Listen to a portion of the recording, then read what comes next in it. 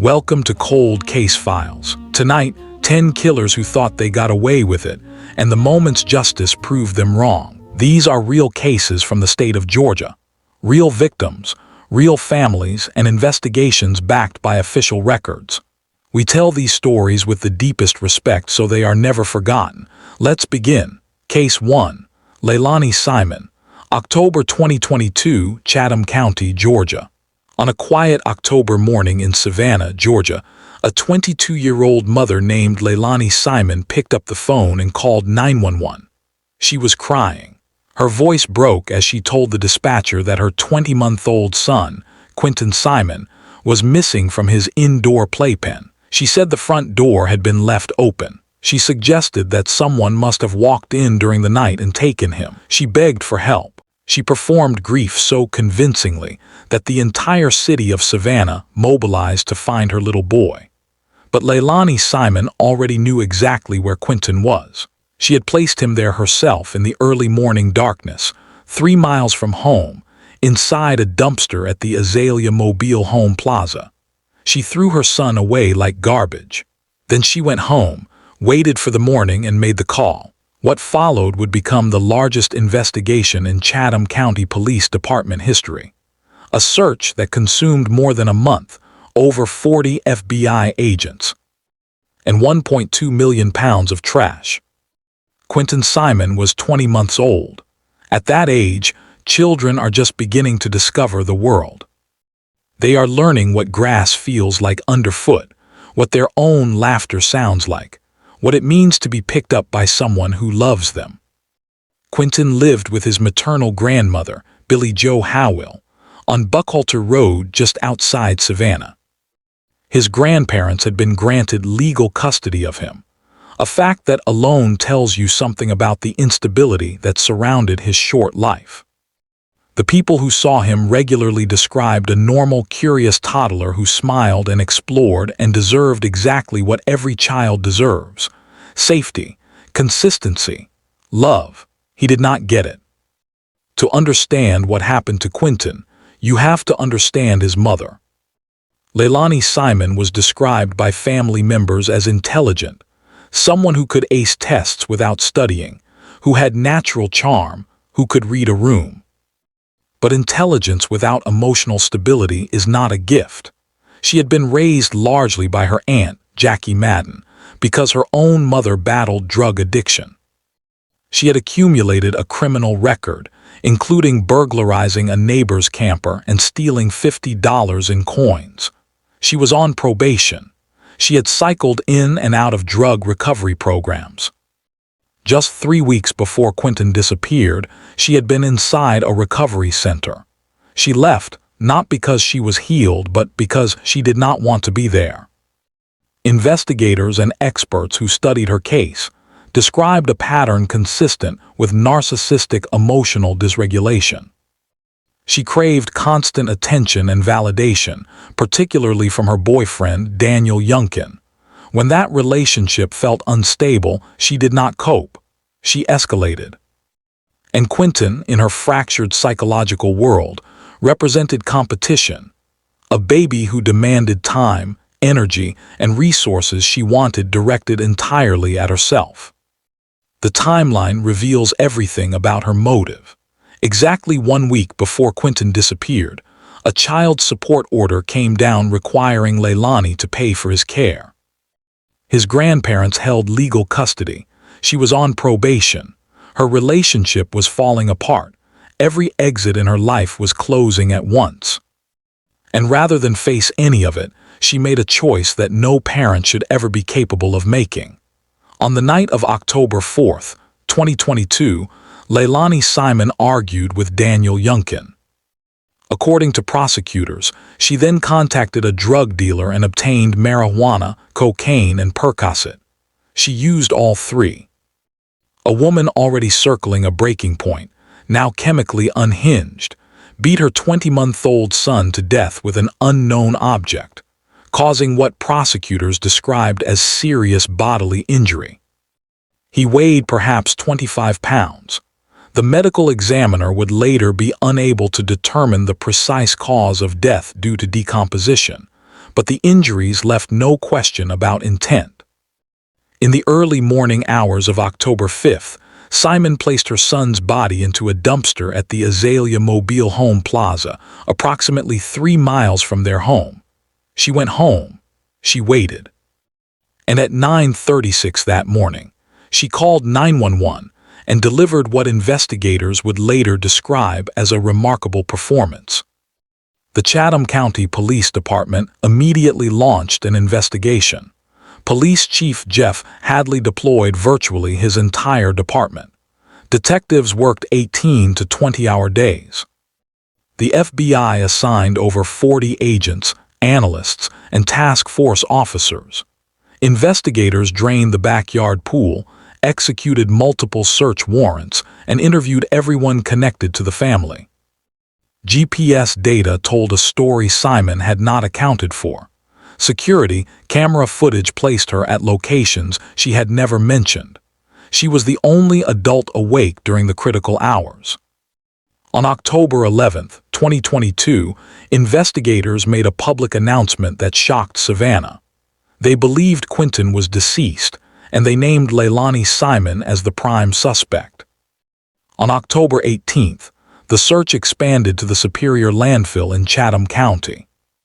For over a month, officers in hazardous protective gear sifted through approximately 1.2 million pounds of trash. Mountains of rotting waste in Georgia heat, with the knowledge that somewhere inside all of it there might be the remains of a baby boy.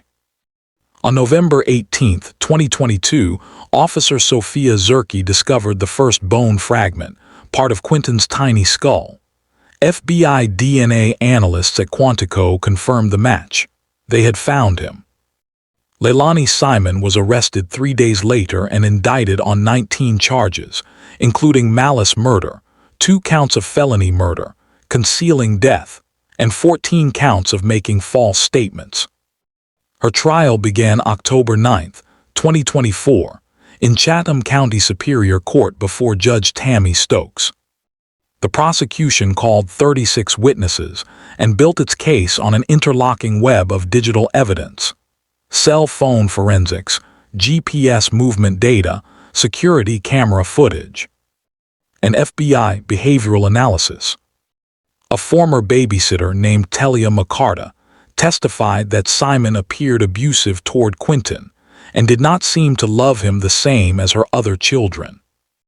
The defense presented no witnesses and no evidence. Their entire strategy rested on one argument: without a confirmed cause of death, murder could not be proven. The jury rejected it entirely. After 8 days of testimony and approximately 6.5 hours of deliberation, on October 25, 2024, Leilani Simon was found guilty on all 19 counts. Judge Stokes sentenced her to life in prison with the possibility of parole after 40 years, plus 10 additional years for concealing death. She was 24 years old at sentencing. At the sentencing hearing, Prosecutor Tim Dean said something that captured everything about who Leilani Simon is. She just doesn't seem sorry at all. She really doesn't seem sorry. She seems sorry that she got caught. Quentin Simon was 20 months old. He never got to run or finish learning to talk or find out what the world had waiting for him. He deserved all of it. His name was Quentin, and he will not be forgotten. If Quentin's story stayed with you, subscribe to Cold Case Files and hit the like button so more people hear his name. Every view is one more person who knows what happened to him. We will be back with Case 2. Case 2, Tiffany Moss, Gwinnett County, Georgia, October 2013. There are cases that shock you. There are cases that disturb you. And then there are cases that fundamentally change how you understand the capacity for human cruelty. The story of Tiffany Moss and 10-year-old Imani Moss is the kind of case that prosecutors who have spent decades in courtrooms still describe as one of the worst they have ever seen. It is the story of a child who was starved to death, slowly, deliberately. Over weeks, while the smell of freshly baked cookies drifted from the kitchen, where her stepmother was feeding her own biological children just a few feet away. Imani Moss was 10 years old when she died. She weighed 32 pounds, the weight of an average 3-year-old. Her organs had shrunken from prolonged starvation. She was too weak to move, too weak to cry out, too weak to do anything but lie there and wait for the end. Tiffany Nicole Moss was born on July 20, 1983. By all outward appearances, she was a respectable woman, a preschool teacher at Freedom Christian Church in Lawrenceville, Gwinnett County, a woman of faith, a member of the community. She met Imani Moss through the church, and the two married in July 2009. Together, they had 2 biological children. Imani had sole custody of his daughter, Imani, from a previous relationship, after Imani's biological mother surrendered parental rights due to drug addiction. At first, by all accounts, the blended family appeared to be functioning. A church-going teacher, a fresh start, a home. Beneath that surface, something was already rotting. In March 2010, the mask slipped. Tiffany was arrested for beating 6-year-old Imani with a curtain rod after the child reported the abuse to a school nurse. She pleaded guilty to first-degree child cruelty and received 5 years of probation under Georgia's first offender program. The conviction cost her the preschool teaching position she loved. Prosecutors would later argue that this loss created in Tiffany a deep, pathological resentment toward Imani. In her twisted mind, Imani had destroyed her career. Imani had ruined her reputation. And Imani was going to pay for it. The abuse that followed escalated steadily. In July 2012, Imani twice attempted to run away from home. During one escape attempt, she told apartment staff she had been tied up with a belt and placed in a cold shower. The Division of Family and Children Services investigated. They returned her to the home. In May 2013, on Mother's Day, extended family saw Imani for the last time. Her hair had been completely cut off by Tiffany, who reportedly said that if you act ugly, you should look ugly. Shortly after, the family announced they would homeschool Imani, effectively cutting her off from any adult who might intervene. In August 2013, DFCS received an anonymous tip that Imani appeared dangerously thin. No one visited the home. That failure to act sealed Imani's fate. That summer, the family moved to an apartment in Lawrenceville where, as prosecutors later stated, Imani vanished from the face of the earth. Tiffany began systematically starving her. She confined Imani to a bedroom for weeks at a time, while feeding her own biological children normally. Imani became too weak to move, too weak to cry out, too weak to do anything but lie there and suffer. And as she lay dying of hunger, she could smell cookies baking in the next room. Her stepmother was feeding her siblings while Imani starved. That was Imani's daily reality. That was her daily hell. On October 24, 2013, Imani suffered a seizure. Her body was finally giving out. She lay dying for 4 days. On October 28, 2013, 10-year-old Imani Moss died weighing 32 pounds. The medical examiner noted that her organs were abnormally small, literally shrunken from prolonged starvation. This was not a quick death. This was not an accident. This was weeks of deliberate torture, and Tiffany Moss watched it happen with cold, calculated indifference. Even death was not the end of Imani's suffering. After she died, the couple concealed the body for several days while they decided what to do. On Halloween, while other children were trick-or-treating across Gwinnett County, Imani and Tiffany drove to Home Depot and Walmart and purchased a galvanized trash can, charcoal, and lighter fluid. They attempted to burn Imani's body in the trash can. It would not completely reduce to ash. On November 2, 2013, Imani's conscience broke. He confessed to a friend and called police. Tiffany fled with her biological children. Officers arrived to find Imani's charred remains inside the trash can. Eman Moss confessed within hours and later pleaded guilty to felony murder and concealing a death, receiving life in prison without parole in exchange for his testimony against Tiffany. Tiffany rejected a plea deal that would have given her life in prison. She insisted on going to trial, and then she made a decision that stunned every attorney who followed the case. At trial, which ran from April 15th through April 29th, 2019, Tiffany Moss chose to represent herself, despite strong objections from Judge George Hutchinson. She gave no opening statement. She cross-examined no witnesses. She presented no defense of any kind. She offered no closing argument. She simply sat in silence as the prosecution laid out every horrific detail of how she had starved a 10-year-old girl to death. District Attorney Danny Porter, a man with decades of prosecutorial experience, called it one of the worst cases he had ever seen.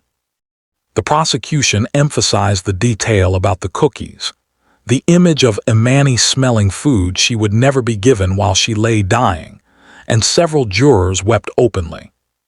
The jury convicted Tiffany Moss on all 6 counts in less than 3 hours. On May 1, 2019, Judge Hutchinson sentenced her to death by lethal injection. She became the first person sentenced to death in Georgia in over 5 years, and she remains today the only woman on Georgia's death row. In January 2024, Judge Karen Byers rejected Tiffany's motion for a new trial. Appeals continue. The evidence against her is overwhelming. The Tiffany Moss case triggered significant reforms in Georgia's child welfare system. DFCS terminated the case manager, social services administrator, and program assistant who had failed Imani.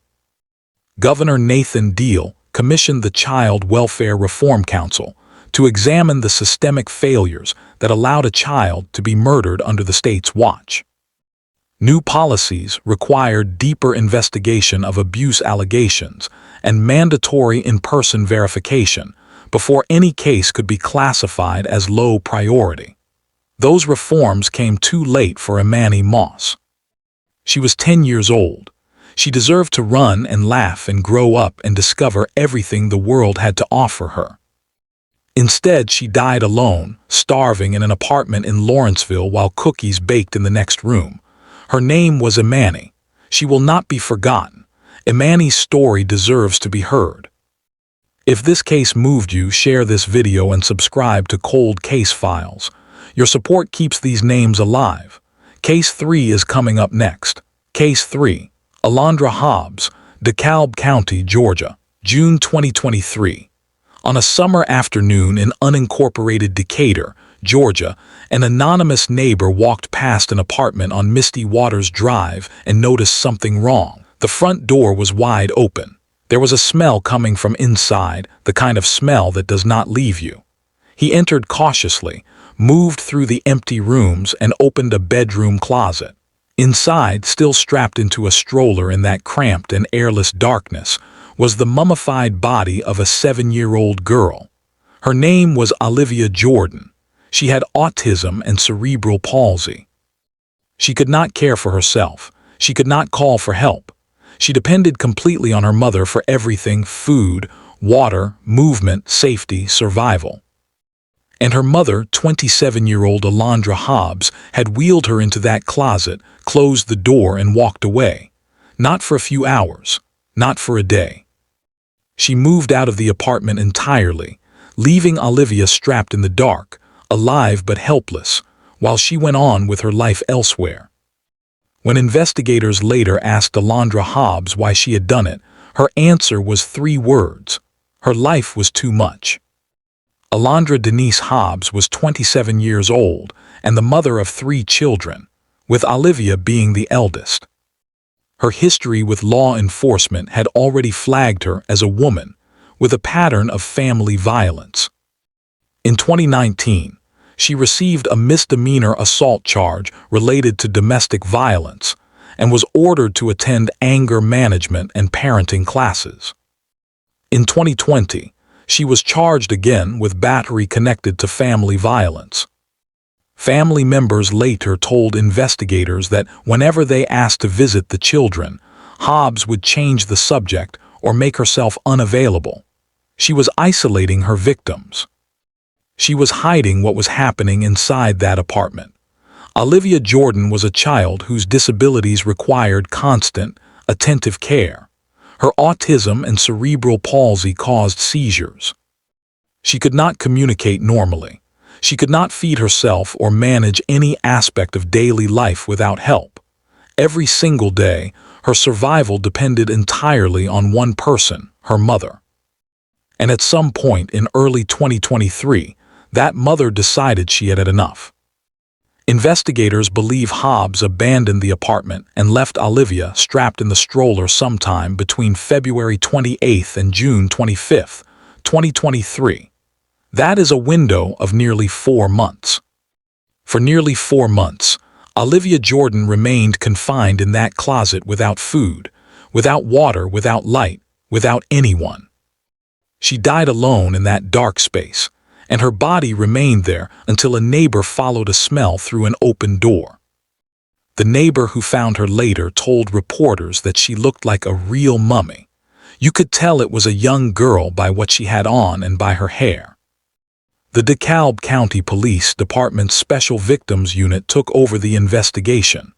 During her interrogation, Alondra Hobbs did not attempt to construct a lie. She admitted to placing Olivia in the closet. She admitted to leaving.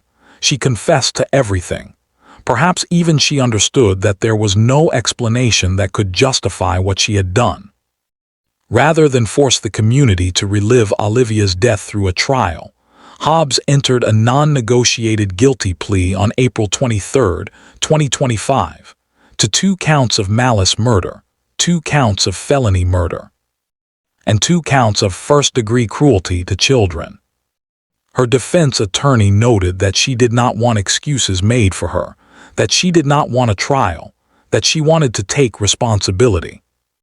Judge Letitia Deere Jackson sentenced Alondra Hobbs to life in prison, without the possibility of parole, immediately following the plea. DeKalb County District Attorney Sherry Boston issued a statement afterward. Olivia Jordan did not deserve the slow, painful, and lonely death she suffered at the hands of her mother. Olivia Jordan was 7 years old. She had autism and cerebral palsy, and she needed someone to show up for her every single day. Her mother chose to walk away instead. She died in a closet in the dark, alone, strapped into a stroller, because the one person the world had assigned to protect her decided that her life was too much. Her name was Olivia. She will not be forgotten. Olivia deserved better. If her story affected you, hit the like button and subscribe to Cold Case Files. Share this with someone who needs to hear it. Case 4 is next. Case 4, Breyanla Luquan Cooper, Cobb County, Georgia, July 2021. It was a beautiful summer morning at the Chattahoochee River. Cobb County Fire and Emergency Services personnel were conducting water safety training at the Pace's Mill boat ramp. The sun was out. The water was calm. Everything seemed normal. Then a firefighter noticed something floating near the surface. At first glance, it looked like debris, a piece of trash carried downstream. They pulled it closer. It was not debris. It was a body. A tiny body. A toddler, 19 months old. His name was Fahim Penn, and the woman who put him there had already gone home, gone about her life, and said nothing to anyone for 5 full days. Breyanla Luquan Cooper was 27 years old and lived in Stone Mountain, Georgia. She was the mother of at least 2 children, 19-month-old Fahim and an older daughter. On the surface, she appeared to be a struggling single mother doing her best in a difficult world. But in the weeks before July 2021, something was taking shape inside her mind that had nothing to do with survival and everything to do with calculation. Cell phone forensic analysis conducted after her arrest revealed that, in the month before she killed her son, Cooper had been searching for very specific information. She searched for details about foster care. She searched for details about the Chattahoochee River. She was not browsing. She was not curious. She was planning. She was researching the river she intended to use, and she was looking into what happened to children whose parents gave them up. She had decided she did not want Fahim anymore, and she was working out the details of how to make him disappear. On June 26, 2021, between approximately 5:57 in the evening and 8:08 at night, Breyanla Luquan Cooper drove to the Chattahoochee River National Recreation Area near the Pace's Mill unit in Cobb County. She took 19-month-old Fahim with her. During those 2 hours in that remote location beside the river, she killed him by asphyxiation. She suffocated her baby. She held him until he stopped moving. Then she threw his body into the water and drove home. For 5 days, nobody knew Fahim was dead. Cooper said nothing. She did nothing. She went about her daily life, while her son's body floated in the Chattahoochee River. It was only when firefighters discovered the toddler's remains during their training exercise, and when local media reported the discovery of an unidentified child's body, that Cooper made her next move. She called the Cobb County Police Department's non-emergency line, not 911, but the non-emergency line, and told them she wanted to help identify the body. When detectives sat down with her, she had a story ready. She told them a man had kidnapped Fahim because she owed him money. She said she had been too frightened of this mysterious kidnapper to report it. She claimed she had been staying at motels with her children and that the man had taken Fahim from one of those locations. It was a detailed story. It had names, places, a motive. It sounded almost plausible. It was entirely a lie. Surveillance footage from both motels she claimed to have stayed at showed no evidence of Fahim, no evidence of any kidnapping, no evidence that any of what she described had taken place. GPS data from Cooper's vehicle, obtained through information provided by her own mother, who had apparently grown suspicious, placed her at the Chattahoochee River during the exact window when the killing would have occurred. The technology did not lie, the timestamps did not lie, and then came the testimony that removed every remaining doubt. Cooper's older daughter, a young girl who had no reason to construct a lie and no understanding of the weight of what she was saying, told investigators that her mother had told her their time with Fahim was done, before the killing occurred. A child testified against her own mother. That is how clear the evidence was. Cooper was arrested on the same day the body was discovered.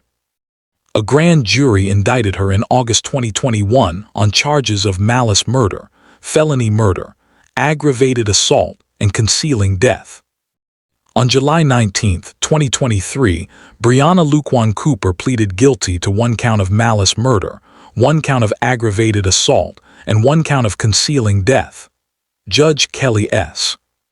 Hill sentenced her to life in prison. Cobb County District Attorney Flynn D. Brody Jr.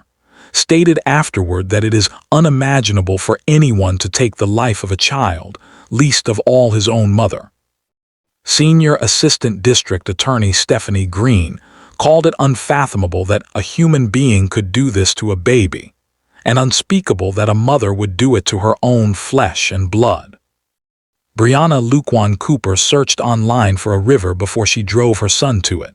She planned what she would do. She thought about it for weeks. And when it was over, she went home and said nothing for 5 days, while firefighters on a training exercise pulled her baby from the water. Fahim Penn was 19 months old. He deserved to grow up. His name was Fahim. He will not be forgotten. Fahim was only 19 months old. Subscribe to Cold Case Files and share this video so his name reaches as many people as possible. We are halfway through. Case 5 is coming up. Case 5, Brittany Hall and Celeste Owens. Gwinnett County, Georgia, November 2021. There are cases where the evidence against a killer is circumstantial. There are cases where investigators piece together a story from fragments, from timelines, from digital footprints. And then there are cases where the killers recorded themselves, where they documented their own crimes on video, where they created a library of evidence so damning, so explicit, so undeniable, that there is no defense possible and no doubt left in any reasonable mind. This is one of those cases. Brittany Hall and Celeste Owens were living at a Homewood Suites hotel in Norcross, Gwinnett County, with Hall's 3 young children. One of those children was 8-year-old Amari Hall. The women had set up nanny cameras in the hotel room, not to monitor the children for their safety, but apparently out of a belief that what they were doing would never catch up with them. That confidence in their own impunity was their undoing. Brittany Nicole Hall was 31 years old. She had homeschooled her children, which meant no teachers, no counselors, no mandatory reporters, nobody on the outside looking in. She was also on probation for felony theft and assault at the time of Amari's death. The system had already flagged her as dangerous. It had not protected Amari. Celeste Owens was 32. Together, the 2 women subjected all 3 children to prolonged, systematic physical abuse. Investigators would later recover more than a dozen nanny cam videos from Owens' phone, showing both women brutally beating the children, punches, kicks, objects used as weapons. This was not discipline. This was not a parent losing their temper once. This was ongoing, calculated cruelty, documented in their own footage, saved on their own device. They were so certain they would never face consequences that they filmed it themselves. On November 19, 2021, 8-year-old Amari Hall died from blunt force trauma. The medical examiner classified her condition as battered child syndrome, a diagnosis that tells you everything. Her body showed multiple fractured ribs, internal bleeding, and severe malnutrition. These were not the injuries of a single incident. They were the accumulated damage of months or years of abuse. But in her final hours, the cruelty reached its worst. Hall's younger daughter, herself just a child, later testified in court that she witnessed her mother shove toilet paper down Amari's throat so she would not wake up. A little girl had to sit in a courtroom and testify about watching her mother murder her sister. That is the reality that Brittany Hall created for her own surviving children. After Amari died, the women wrapped her small body in 3 white trash bags. Celeste Owens rented a U-Haul truck. They purchased bleach and latex gloves. They drove to a wooded area near Stone Mountain Freeway in DeKalb County and buried Amari in a shallow grave. Then they returned to the hotel and reported the child missing, claiming she had run away through a cracked door. They thought they had gotten away with it. Gwinnett County Police responded to the missing child report and immediately noticed inconsistencies in the women's stories. Investigators seized Owens' phone and found a trove of evidence. The deleted nanny cam videos, and web searches that removed every remaining question about intent. Lakes near me, how do sewers on the streets work? Why do kids run away? How do I report someone missing? They had been researching how to dispose of Amari's body and how to make it look like she had run away. The U-Haul reservation was on the phone. Surveillance footage showed Owens renting the truck.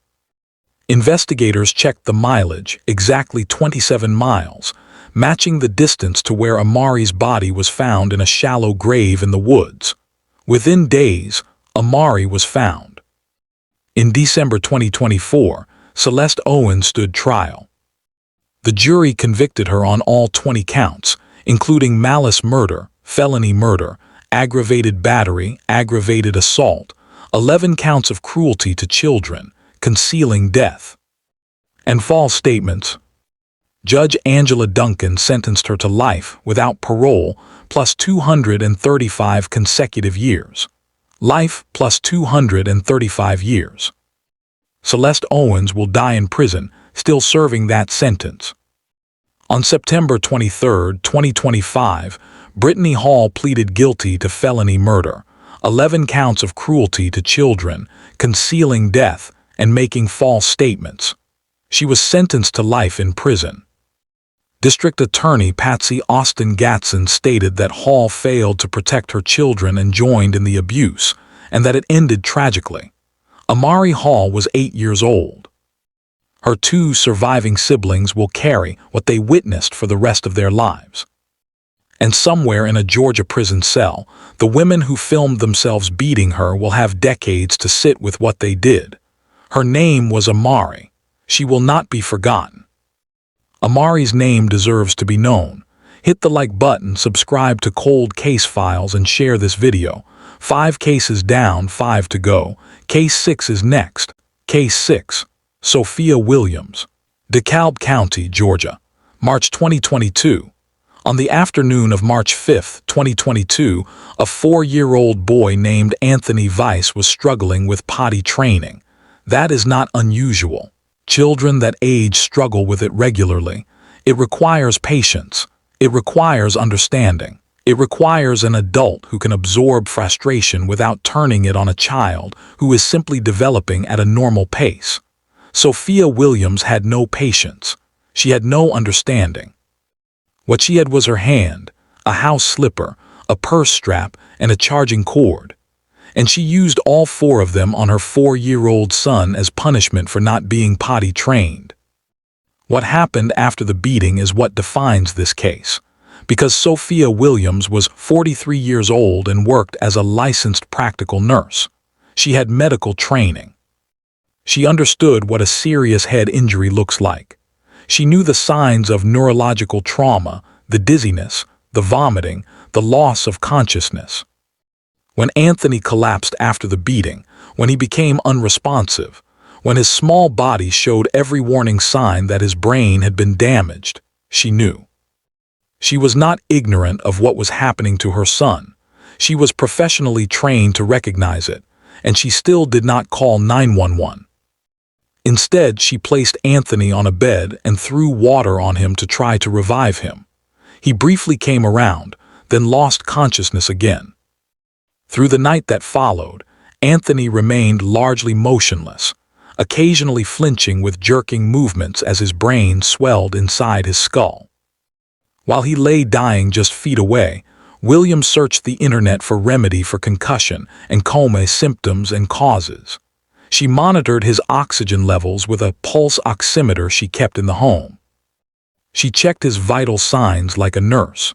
She understood exactly how critical his condition was, and she still did not call for help.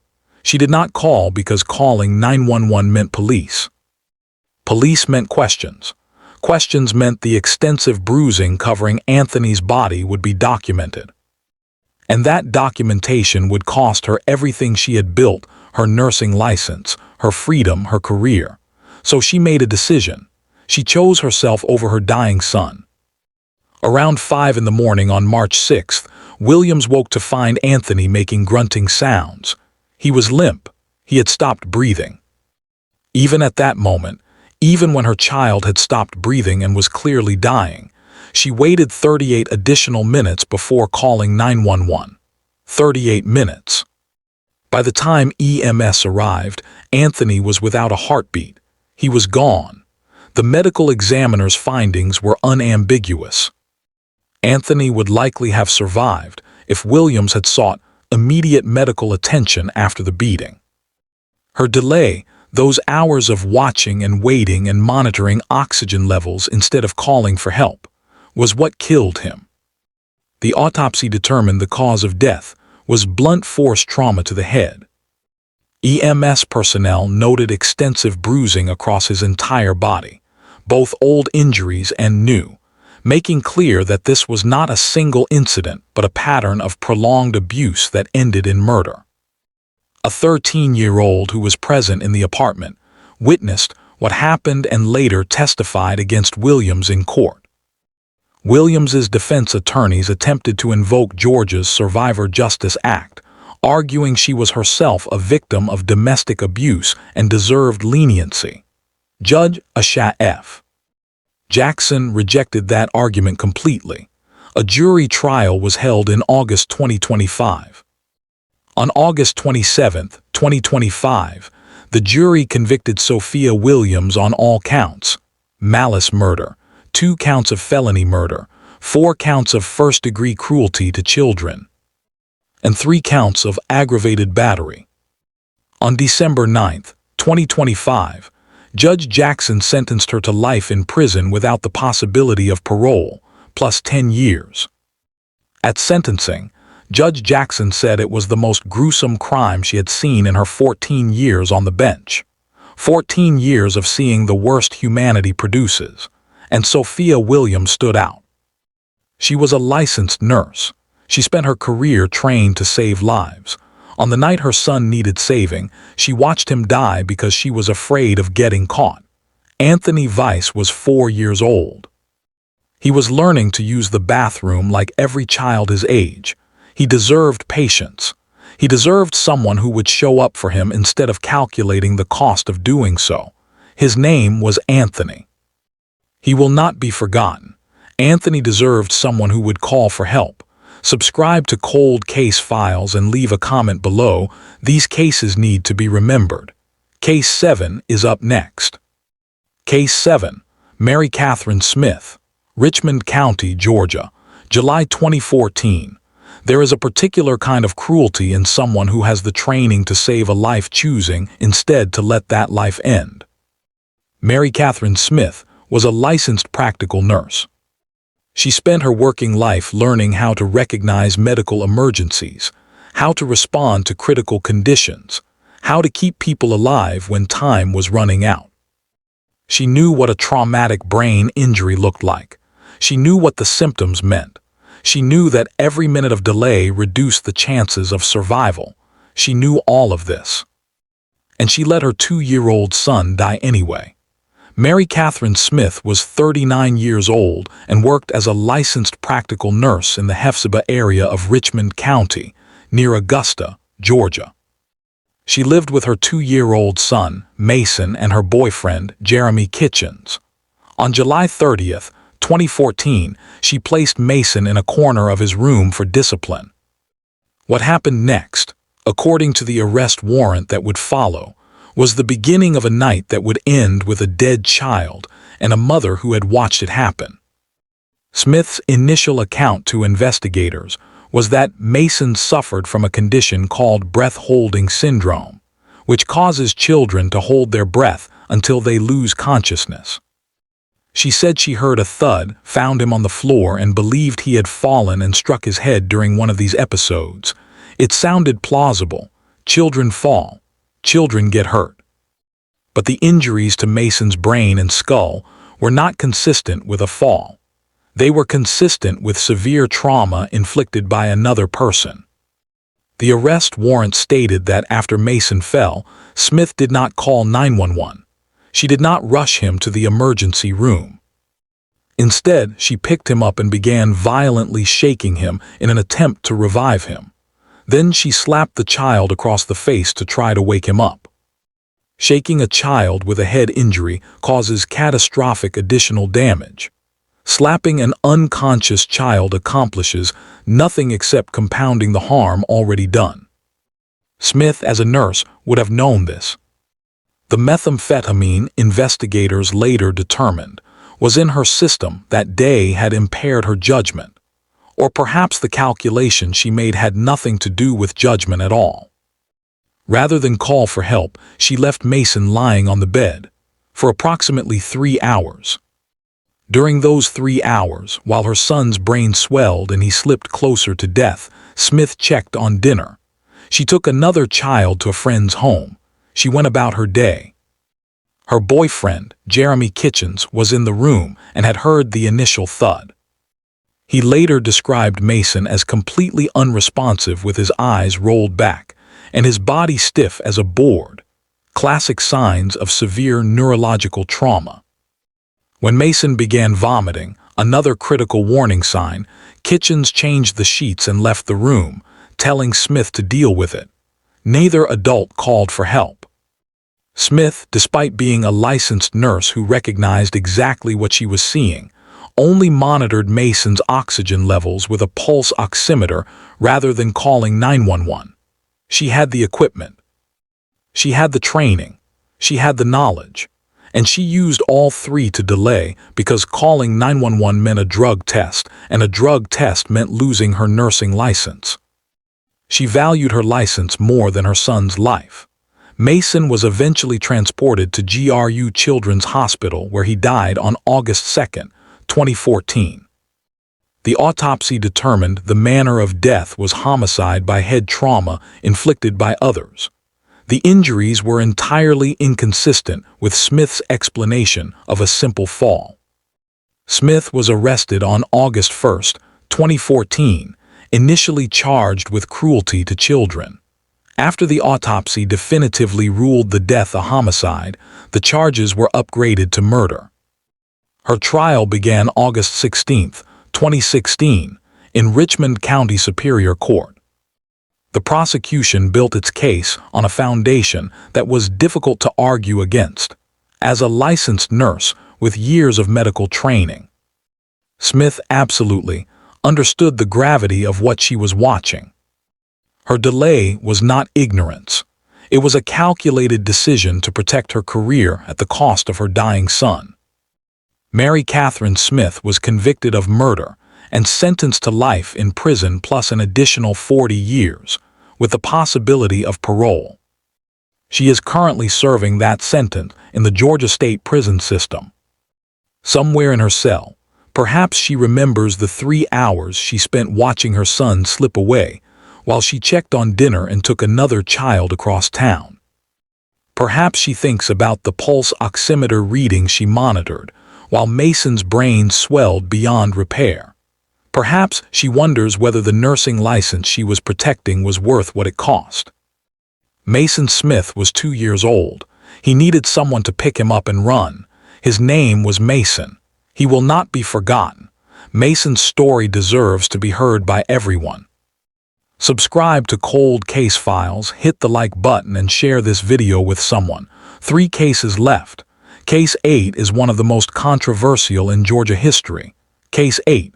Kelly Gissendaner, Gwinnett County, Georgia, February 1997. On the evening of February 7, 1997, Douglas Gissendaner came home from work looking forward to a quiet night.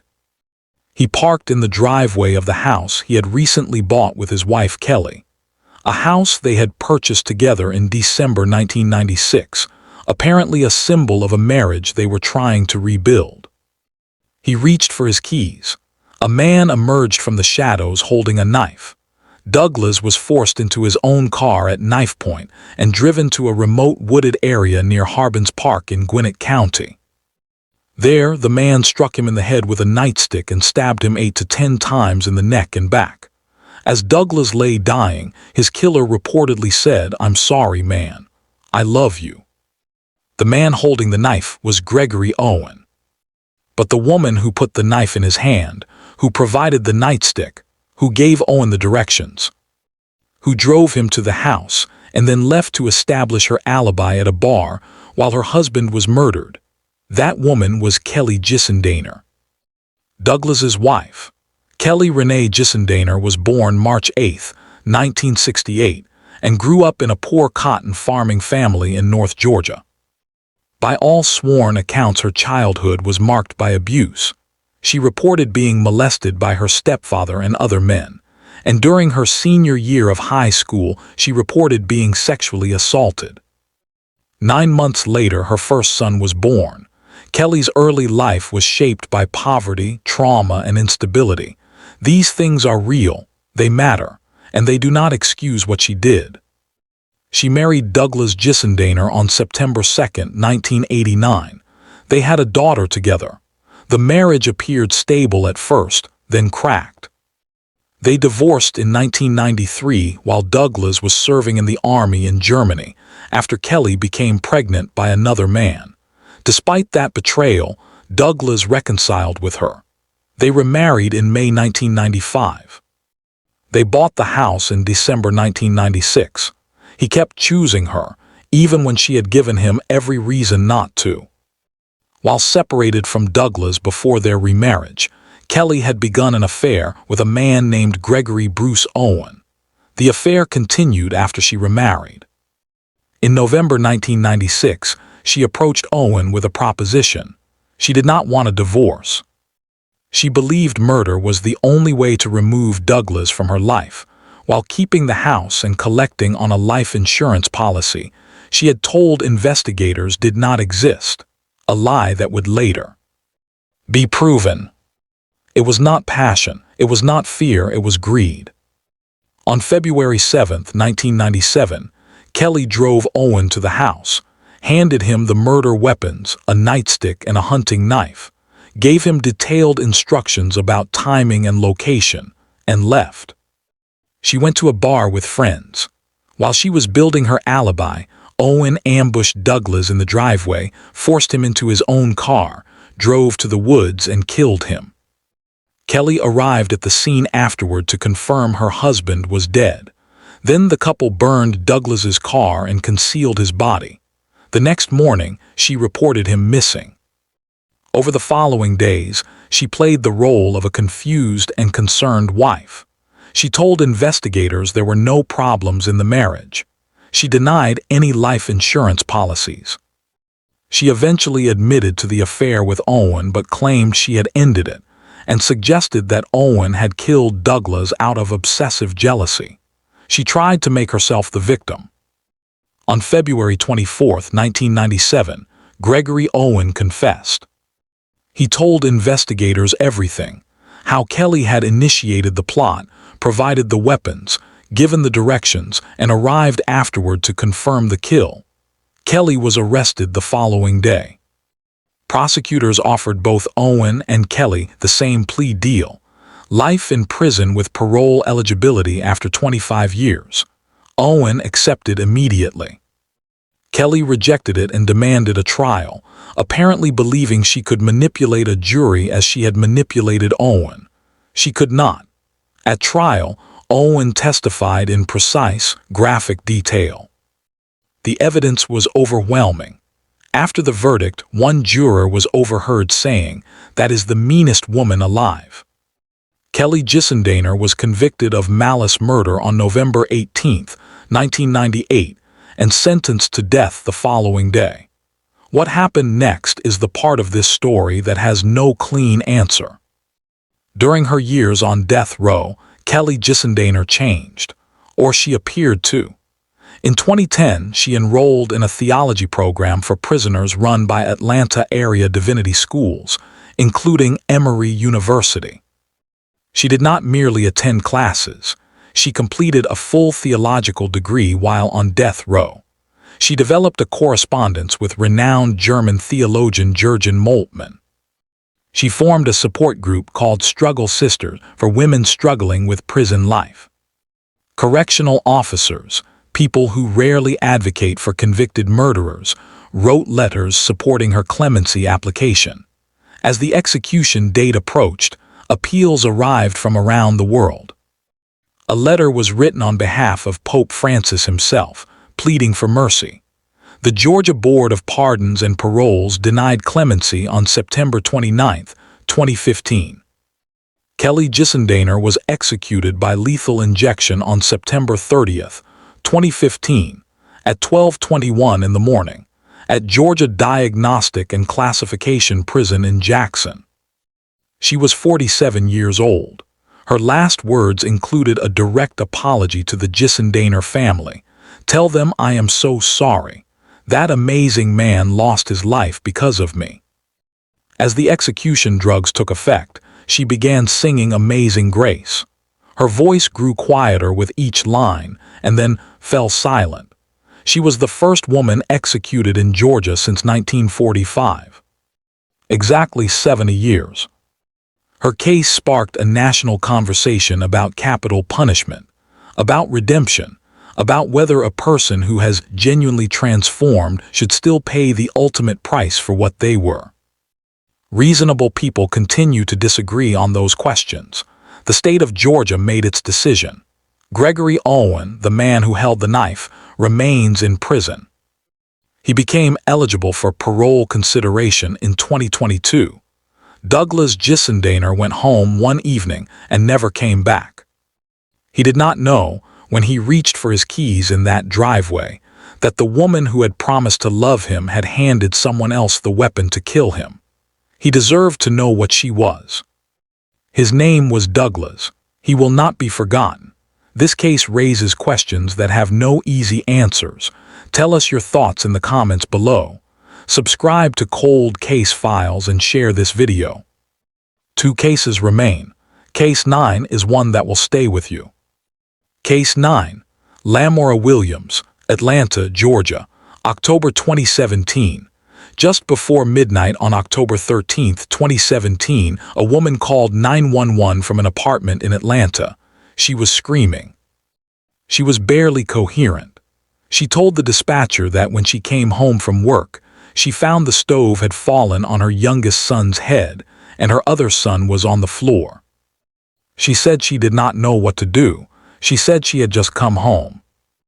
When Atlanta police officers arrived at Lamora Williams's apartment, they found a scene that would stay with the first responders for the rest of their lives. 1-year-old Jakarta Penn and 2-year-old Keontae Penn were dead. Their small bodies bore severe burn marks. A third child, 3-year-old Jamil Penn Jr., was found physically unharmed but in a state of complete shock. The medical examiner's findings were precise and devastating. The injuries to the younger boys came from prolonged exposure to extreme heat, not brief contact with a hot surface, not an accidental touch, prolonged exposure. The examiner noted specifically that it would require an extensive amount of time to produce injuries of this degree. These babies had not died quickly. They had suffered in that heat long enough for catastrophic damage to be done, and their mother, Lamora Williams, was responsible for putting them there. Lamora Williams was 24 years old and the mother of 3 young children, all fathered by Jamil Penn. Her mother later told reporters that Lamora had a documented history of mental illness, and that she had apparently snapped following a breakup with Jamil Penn approximately 3 months before the murders. These things may be true. Mental illness is real. Grief is real. The collapse of a relationship is real. None of it explains putting babies in an oven. The investigation quickly dismantled the story Williams had told the dispatcher. There was no caregiver. The claim that she had left the children with someone from noon until late evening was false. She had been home with them all day. But it was a piece of evidence that had nothing to do with police work that destroyed her story entirely.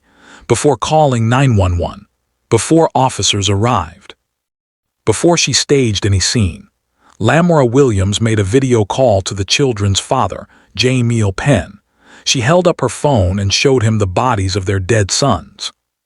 Penn made his own frantic 911 call immediately after.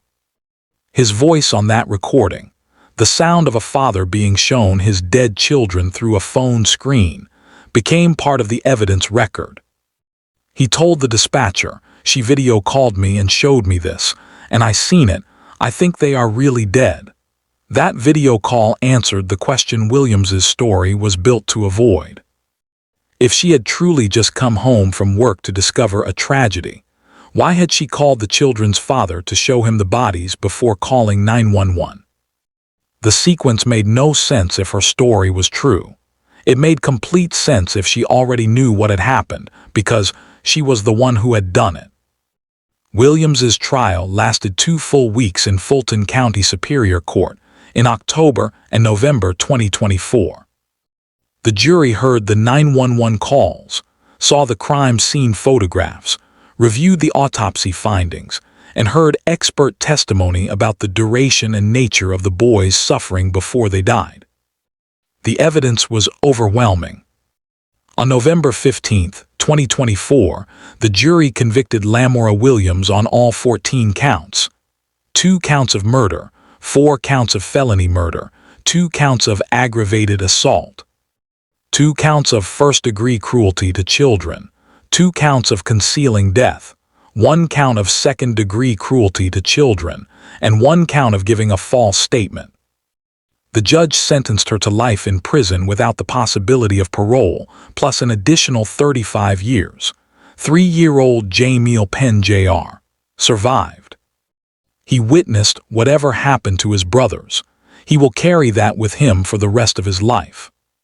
The first responders who entered that apartment on the night of October 13th will never forget what they found. And somewhere in a Georgia prison cell, Lamora Williams will spend decades with the knowledge of what she did to Jakarta and Keontae, the 2 babies who trusted her completely and had no one else. Jakarta Penn was 1 year old. Keontae Penn was 2 years old. Their names were Jakarta and Keontae. They will not be forgotten. Jakarta and Keontae deserve to grow up. Subscribe to Cold Case Files, share this video, and leave a comment with their names so they are never forgotten. 1 case left. Case 10 will not disappoint. Case 10. Melody Walker Farris. Cherokee County, Georgia. July 2018. On a summer afternoon in Cherokee County, north of Atlanta, a witness heard a woman scream at her husband from across the property. The words were not ambiguous. They were not the heat-of-the-moment frustration that passes between couples after decades of marriage. They were a declaration. I can't wait till that man's dead. Hours later, Gary Wayne Farris was gone. Gary Farris was 58 years old, a prominent commercial real estate attorney with the respected firm Burr and Foreman. He and Melody had been married for 38 years. They had raised 4 adult children together on a beautiful 10-acre farm property near Canton, in Cherokee County. From the outside, they looked like the portrait of a successful, established family, wealthy, rooted in the community, multi-generational stability built over nearly 4 decades together. Inside that marriage, something had been dead for a long time. Witnesses would later testify that Melody and Gary had been living essentially separate lives for years, sharing the same property without sharing anything else. Gary slept in the basement, kept there by the CPAP machine he needed for severe sleep apnea. And since 2014, Melody had been conducting an open affair with a man named Roy Rusty Barton, a farm equipment salesman from Tennessee. The affair was not a secret. It was known to family members. It was known to friends. At her own daughter Emily's wedding in 2016, Melody had the audacity to invite Rusty Barton to the reception. She danced with him. She drank with him. She laughed with him all evening, while Gary watched his wife celebrate their daughter's marriage in the company of the man she was sleeping with. The humiliation was not incidental. It was intentional. Gary stayed anyway, perhaps for the children, perhaps for the life they had built together, perhaps because after 38 years he still could not bring himself to leave. Melody had a different solution in mind. Gary Wayne Farris owned multi-million-dollar assets. The couple had substantial shared wealth. A divorce would divide it. A death would consolidate it. Prosecutors would argue at trial that the motive was not complicated. It was money, and it was the desire to keep living the life she had without the husband attached to it. On July 3, 2018, a witness observed the plate-throwing incident and heard Melody scream the words that would later define the prosecution's case. Hours later, Gary disappeared. Melody told investigators she had last seen him in the evening when he came to ask about dinner. What prosecutors argued happened was something different. They alleged Melody shot Gary in the kitchen. He attempted to flee toward the basement. She pursued him and shot him again. Then, facing the significant problem of a 300-pound body, she somehow moved her husband approximately 50 yards from the house to a burn pile on the property, doused him with accelerant, and set him on fire. Then she went about her life as if he had simply wandered off. On July 5, 2018, grandchildren visiting the property asked to find Big Daddy Gary, as they called their grandfather. A search began. Gary's son Scott made the discovery: human remains among ashes on the burn pile. A bullet was found lodged in Gary's rib cage. There was no ambiguity about what had happened. Gary Farris had been shot, and someone had attempted to burn the evidence. The Cherokee County Sheriff's Office led the investigation with assistance from the Georgia Bureau of Investigation, the Tennessee Bureau of Investigation, and the Cherokee County Coroner's Office. They collected over 1,200 pieces of evidence. A spent .38 caliber bullet on the basement floor. Gary's blood on the kitchen floor confirmed by DNA testing.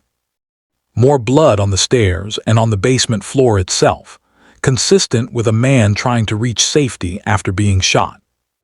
Cell phone location, tracking showing Gary's phone moving from the house to the burn pile, during a window when only Melody was present on the property. And then came the testimony that removed any remaining doubt. A witness told investigators that Melody had informed her lover Rusty Barton that Gary is in the burn pile, before the body had been officially discovered. She knew where Gary was because she had put him there. Melody was arrested on June 18, 2019, after a year-long investigation. The trial lasted 18 days in Cherokee County Superior Court in October 2024. Prosecutors called 36 witnesses. 3 of the couple's 4 children, Chris, Scott, and Emily, testified against their own mother. Only daughter Amanda testified for the defense. The defense argued that Melody's 130-pound frame could not have moved Gary's 300-pound body to the burn pile, and made the suggestion that son Scott was the real killer. Cell phone evidence definitively placed Scott away from the property during the critical window. The evidence pointed to one person only. After 3 days of deliberations, during which the jury reported being deadlocked, the judge instructed them to continue. Within hours, they returned guilty verdicts on all 5 counts: malice murder, felony murder, aggravated assault, concealing death, and making a false statement. The judge sentenced Melody to life in prison, with the possibility of parole after 30 years, plus 5 additional years. Parole eligibility would arrive in 2054, when Melody Walker Farris would be 94 years old. At sentencing, she stood up and accused her son Scott of murdering his own father. "Not only did I not do this," she said, "I know who did. I know Scott killed his father. Scott was sitting in the courtroom. He denied it immediately." Even after a conviction built on 1,200 pieces of evidence, after 3 of her own children had testified against her, after 18 days of trial, Melody Farris chose her final public moment to try to destroy her surviving son. That tells you everything you need to know about who she is. Gary Wayne Farris was 58 years old. He was a husband, a father, a grandfather his grandchildren called Big Daddy. He came home one evening and walked into an ambush he never saw coming, in the house he had shared with his wife for nearly 4 decades. He deserved to know in all those years he chose to stay what she was truly capable of. His name was Gary. He will not be forgotten. That was case 10 and the final case in this series. 10 victims. 10 stories, all of them real, all of them deserving to be remembered. If you made it to the end, thank you for bearing witness with me. Subscribe to Cold Case Files so you never miss a case. Hit the like button. Leave a comment with the name of the victim whose story hit you hardest. And share this video so these names reach every corner of the internet. Justice for the forgotten starts with making sure nobody forgets. This has been Cold Case Files.